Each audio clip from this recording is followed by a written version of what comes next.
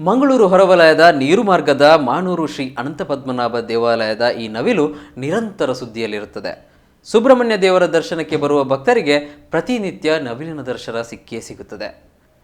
ಭಕ್ತರನ್ನ ದಿನ ಒಂದಲ್ಲ ಒಂದು ರೀತಿಯಲ್ಲಿ ಆಕರ್ಷಿಸುತ್ತಾ ಇರುತ್ತೆ.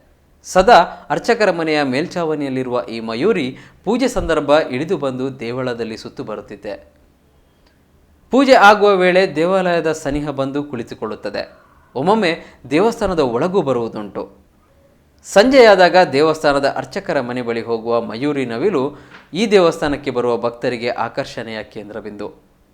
ದೇವಸ್ಥಾನಕ್ಕೆ ಬರುವ ಭಕ್ತರು ನವಿಲನ್ನು ನೋಡಿಯೇ ಹೋಗುತ್ತಾರೆ. ಪ್ರಸ್ತುತ ಕಾಲಿಗೆ ಕಟ್ಟಿದ ಗೆಜ್ಜೆ ಸಪ್ಪಳದೊಂದಿಗೆ ತನ್ನ ನರ್ತನದ ಮೂಲಕ ಭಕ್ತರ ಕಣ್ಮನ ತಣಿಸುತ್ತಿದೆ ಈ ನಾಟ್ಯ ಮಯೂರಿ. ಮಯೂರಿಯ ಈ ನೃತ್ಯದ ವಿಡಿಯೋ ಇದೀಗ ಸಾಮಾಜಿಕ ಜಾಲತಾಣದಲ್ಲಿ ವೈರಲ್ ಆಗಿದೆ.